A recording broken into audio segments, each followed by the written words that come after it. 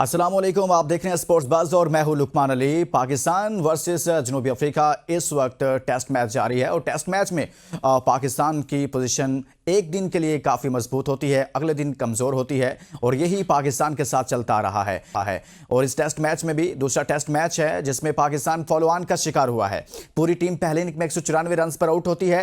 ये पाकिस्तान टीम का ही कमाल है। ये हमारे पाकिस्तान के प्लेयर्स ही ऐसे शाहकार दिखा सकते हैं जिसमें देखा जा सकता है पहले इनिंग में 194 पर आउट होते हैं, दूसरी इनिंग में आपकी ओपनर ही 200 रन की पार्टनरशिप कर देते हैं। तो ये पाकिस्तान टीम की परफॉर्मेंस है और अभी तक पाकिस्तान के की प्लेयर्स जिनमें शान मसूद खुद शामिल हैं, अच्छा परफॉर्म किया है और इसी तरह से साथ में वो कैप्टन भी हैं और साथ ही साथ बाबर आजम पाकिस्तान के एक और की प्लेयर हैं और उन पर बहुत ज़्यादा जिम्मेदारी होती है। बड़े प्लेयर हैं, बड़ा नाम है और माजी में बहुत अच्छी अच्छी परफॉर्मेंसेस भी पाकिस्तान के लिए दे चुके हैं।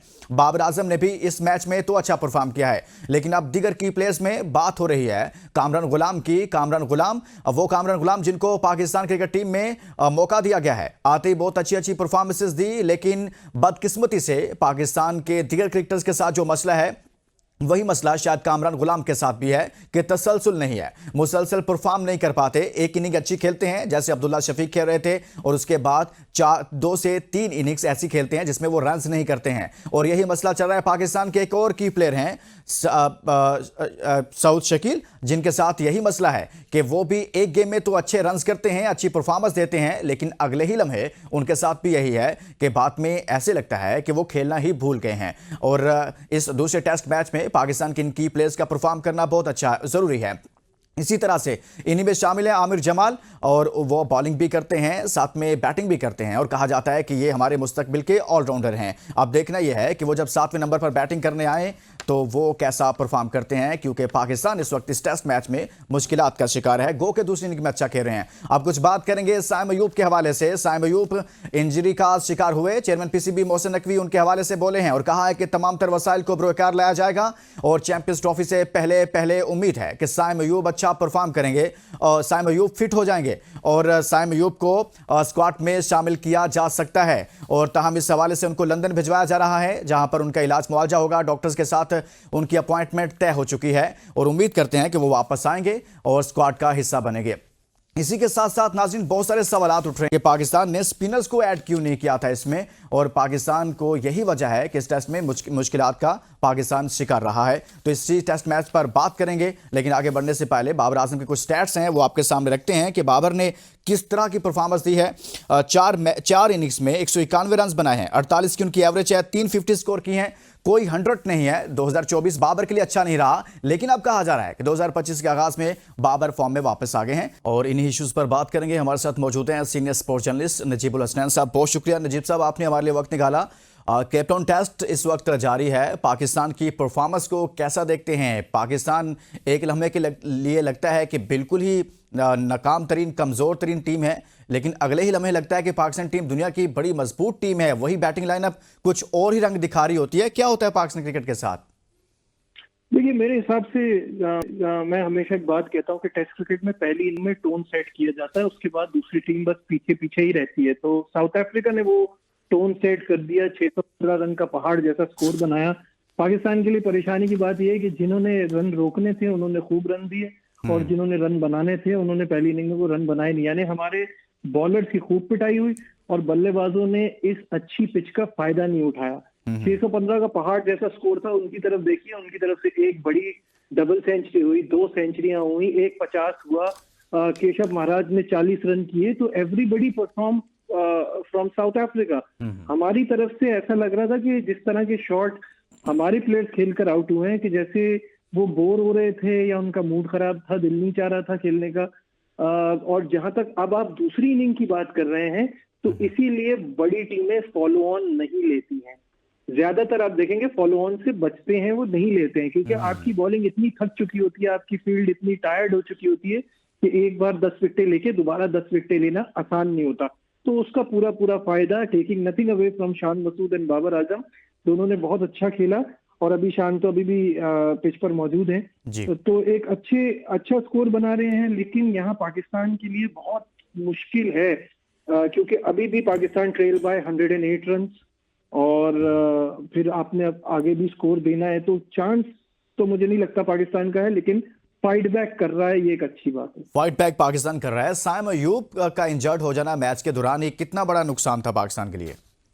बहुत बड़ा नुकसान था। इसी वजह से तो मुझे ज्यादा अफसोस है कि आपके जो टॉप बल्लेबाज थे, जैसे बाबर आजम, कामरान गुलाम, सऊद शकील, रिजवान, इवन आगा सलमान, इन सबको अपनी रिस्पॉन्सिबिलिटी लेने की बहुत ज्यादा जरूरत थी, क्योंकि इनको पता है कि साइम अयूब अवेलेबल नहीं है। और अब परेशानी की बात यह है कि उनको 6 वीक्स लगेंगे मुकम्मल सेहतयाब होने में, जिसकी वजह से चैंपियंस ट्रॉफी में भी उनकी शिरकत जो है उसको खतरे में पड़ गई है, और पाकिस्तान के लिए ये बड़ा बुरा है।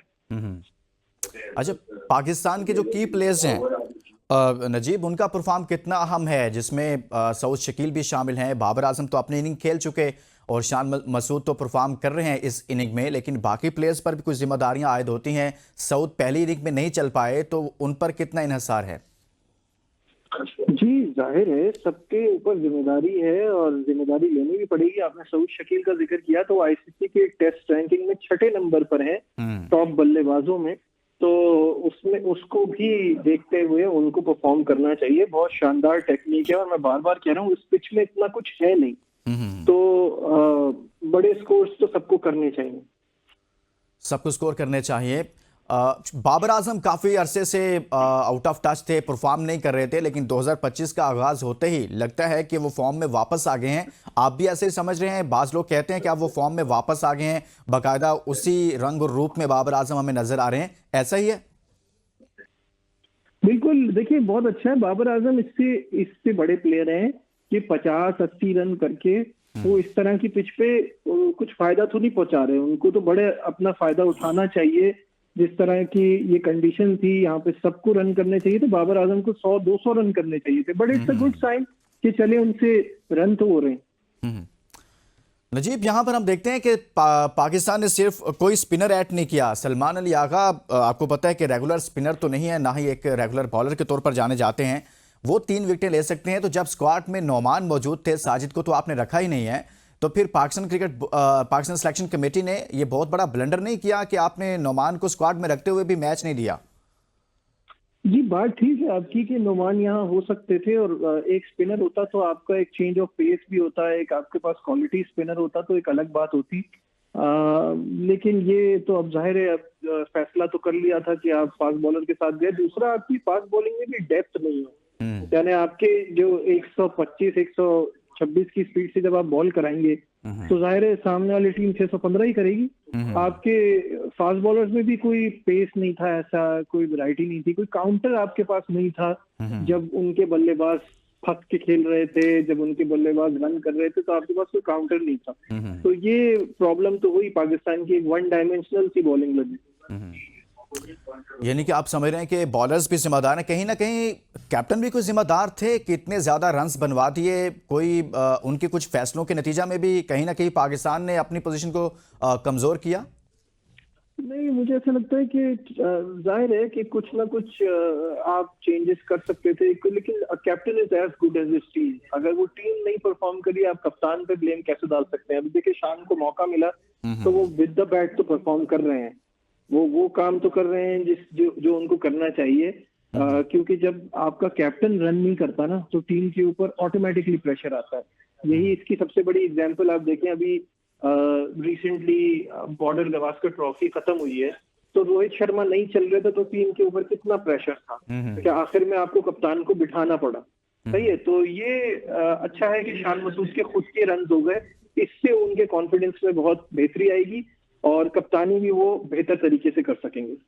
अच्छा, ऐसा क्या है कि हम बांग्लादेश से वाइट वॉश होते हैं, फिर अगले ही लम्हे हम मुल्तान में इंग्लैंड को हरा देते हैं, बड़ी मजबूत टीम है इंग्लैंड, और फिर इसी तरह से हम ओडी सीरीज तो हराते हैं जनूबी अफ्रीका को, लेकिन टेस्ट सीरीज में हम काफ़ी मुश्किलात का शिकार हैं। क्या फ़र्क क्या नज़र आ रहा है? कहीं पर कॉम्बिनेशन में फ़र्क है, टेस्ट ओडीआई में मसला कहाँ पर है नजीब? तो चीजें, अभी आपकी वनडे टीम बहुत सेटल हो गई है। आपकी टेस्ट टीम में आपका अभी जो चेंजेस आपने किया, आपने अपने स्पिनर्स पे भरोसा किया, आपकी सिलेक्शन कमेटी ने आके जो चेंजेस किए, जो प्लेयर पावर टीम में बनी हुई थी उसको तोड़ा, तो वक्त तो लगेगा पूरी तरह से सेटल होने का। लेकिन अगर आप जनूबी अफ्रीका के खिलाफ सीरीज की बात करें, तो वो तो आप कभी भी नहीं जीते। जब आखिरी सीरीज आपने ड्रॉ की थी वो 1998 में की थी, तो ये कहना कि इस टीम ने अच्छा नहीं किया तो इससे पहले कौन सा कोई अच्छा कर रहा था। बात ये कि आप एक मैच में बहुत करीब आ गए, आपको वो मैच जीतना चाहिए था, सेंचुरियन का पिछला टेस्ट मैच, सही है, वो आप जो हारे वो उसका बड़ा अफसोस है मुझे। लेकिन ओवरऑल आपको थोड़ा वक्त देना पड़ेगा इस नई सिलेक्शन कमेटी, नए कोच के साथ। आपकी टीम अब बेहतरी की तरफ जा रही है। मैं तो पाकिस्तान की वनडे टीम से काफी मुतमईन हूँ। टेस्ट टीम भी इंशाल्लाह बहुत जल्दी बेहतर हो जाएगी। हाँ, T20 के लिए आप ये कह सकते हैं कि हम बहुत पुराने स्टाइल की क्रिकेट खेलते हैं, ना हमारे पास उस तरह के प्लेयर्स हैं और ना हमारी अप्रोच वैसी है। बाकी दोनों टीमें जो हैं वो अच्छा कर रही हैं और वक्त के साथ साथ इम्प्रूव करती जाएंगी। पाकिस्तान फॉलो ऑन का शिकार हुआ। आप समझते हैं कि बैटिंग ज्यादा जिम्मेदार है या फिर पाकिस्तान के बॉलर्स ज्यादा जिम्मेदार हैं इसके? देखिए, ये it's a little bit of both. सबसे पहले तो आपकी बॉलिंग ने इतने रन पड़वा दिए, ये यहाँ इतने रन बनने नहीं चाहिए थे, ठीक है। और फिर चले, अगर पिच इस तरह की थी, पिच में कुछ था नहीं, तो पाकिस्तान को भी यहाँ पे पहली इनिंग में कोई 500 रन करने चाहिए थे। ये 194 पे जिम्मेदारी आप बैटर्स को ही देंगे, क्योंकि ऐसा तो कुछ भी उनके बॉलर्स ने नहीं किया। आप अपनी गलतियों से आउट हुए। जिस तरह का शॉट रिजवान खेलकर आउट हुए हैं, या जिस तरह का शॉट आमिर जमाल खेलकर आउट हुए हैं, जो सऊद शकील की अप्रोच थी, जो मतलब ये सब अपनी गलतियों से आउट हुए ना। इसमें आप किसी और को क्या क्रेडिट देंगे? आप पाकिस्तानी बैटर्स को किसी और दुश्मन की जरूरत ही नहीं। सही है, यानी कि पाकिस्तान टीम नजीब पहली इनिंग में 194 रन करती है और दूसरी इनिंग में वही टीम और उसका सिर्फ ओपनिंग सेट जो है वो ही 200 रन की पार्टनरशिप बना देता है। तो इस पर क्या कहा जाए, क्या बात की जाए कि वो टीम जो पूरी 194 पर आउट होती है, फिर बाद में आपके ओपनर सिर्फ 200 से ज़्यादा की आपकी पार्टनरशिप कर देते हैं। तो जो ओपनिंग का भी एक पाकिस्तान को एक मसला था कहीं ना कहीं। बाबर आजम ओपन कर रहे हैं टेस्ट में, क्या उनसे ओपनिंग ही करवानी चाहिए? मेरा नहीं ख्याल कि अभी हमें इस बारे में कुछ सोचना चाहिए। जाहिर है भी साइम इंजर्ड है, तो ऑब्वियसली बाबर ने ये रोल लिया है। लेकिन मेरे हिसाब से जब साइम आ जाएंगे तो वो इनकी जगह दोबारा से ओपन करेंगे। बाबर के लिए वही नंबर 3 और 4 की नंबर सूट करती है, उनको वापस वहीं जाना चाहिए। ये तो एक मेकशिफ्ट ओपनर बने ना, क्योंकि साइम की इंजरी की वजह से अब वो चीज फेस करना पड़ रही है। और मैंने आपको पहले भी कहा, दोबारा कह रहा हूँ कि जो फॉलो ऑन कराया है तो उनके बॉलर थक भी गए थे। तो वो जो थकान और लथार्जी थी उसकी वजह से वो भी अपना 100% नहीं दे पा रहे थे। तो अगर आप ये समझें कि हर बार हमारी ओपनिंग ऐसी होगी तो ये भी फेयर नहीं होगा। ये ओपनिंग का थोड़ा बहुत क्रेडिट इस बात को भी जाता है कि वो भी अपने तरीके से उन्होंने भी फॉलो ऑन देके ना थोड़ी गलती की, अपनी बैटिंग जरा ज्यादा लंबी की। वो कहीं 500 550 पे डिक्लेयर करते, पाकिस्तान को आउट करते, थोड़े बहुत और रन बना के इनको देते, तो उनके बॉलर्स भी थोड़ा रिफ्रेश होकर आते। टेस्ट मैच पर गुफ्तगू का सिलसिला जारी है। हमारे साथ मौजूद हैं senior sports journalist Najibul Hasnain साहब, लेकिन एक ब्रेक के बाद वापस आएंगे।